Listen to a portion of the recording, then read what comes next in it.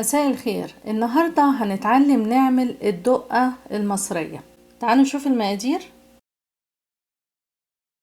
ربع كيلو سوداني محمص، ربع كيلو كزبرة ناشفة محمصة، ربع كيلو حمص اللي هو الحمص الأكل مش حمص الطبيخ، أنا بشتريه جاهز محمص. كوباية كمون، دول تقريبا 50 جرام برضو محمص. ربع كيلو سمسم محمص، معلقة كبيرة ملح ناعم. السمسم ممكن اشتريه محمص جاهز او انا احمصه، ممكن احمصه في الفرن او احمصه على النار من فوق في اي طاسة على نار هادية واقلبه باستمرار لحد ما لونه يتغير يبقى غامق كده شوية.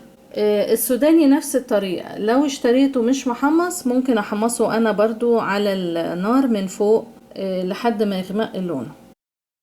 برضو الكزبرة نفس الطريقة، لازم تتحمص ويكون لونها غامق عشان في النهاية الدقة تطلع لونها غامق.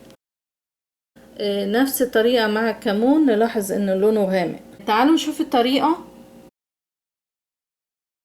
قبل ما ابتدي هجهز البرطمان اللي انا هحط فيه الدقة. طبعا برطمان يكفي كل كمية وفي نفس الوقت اغسله وانشفه كويس قوي.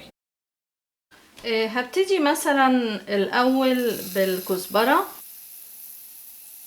هطحنها كلها بس هحاول اطحنها ناعم. زي ما احنا شايفين بالشكل دوت، نلاحظ ان لونها غامق. هحطها على طول في البرطمان.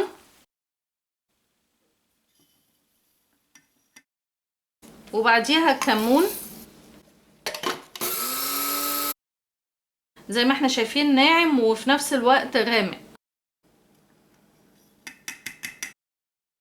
وبعدين الحمص. وانا بطحن اي حاجة ما حاولش ازود الكمية عشان اعرف اطحنها.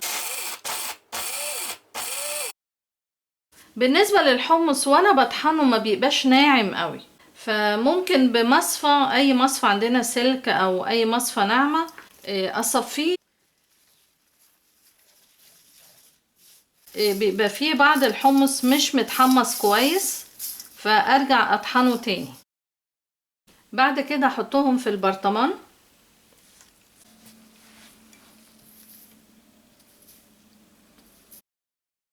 والسوداني نفس الطريقة، لو مش ناعم هصفيه برضو بالمصفى.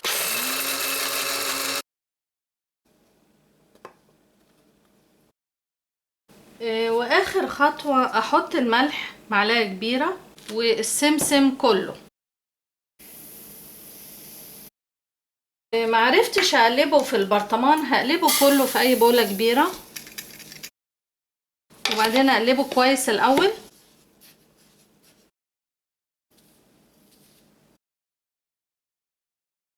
زي ما احنا شايفين ده شكله النهائي بعد ما قلبته كله. لازم يكون شوية غامق. كل اللي هنعمله ان احنا نحمص كل حاجة لوحدها ونطحنهم. الدقة المصرية بنستخدمها في ايه؟ بنستخدمها مثلا في اي خضروات مقلية زي البطاطس مقلية، البدنجان، كوسة المقلية نرش عليها وتبقى طعمها لذيذ جدا. البيض المقلي ممكن نرش عليه او المسلوق. ممكن مع السميط او بعيش عادي. في بعض الناس بتحطها على الفول المدمس. الطريقة زي ما احنا شايفين بسيطة وسهلة جدا. حاولوا تجربوها وان شاء الله تعجبكم. اشكركم جدا والى اللقاء.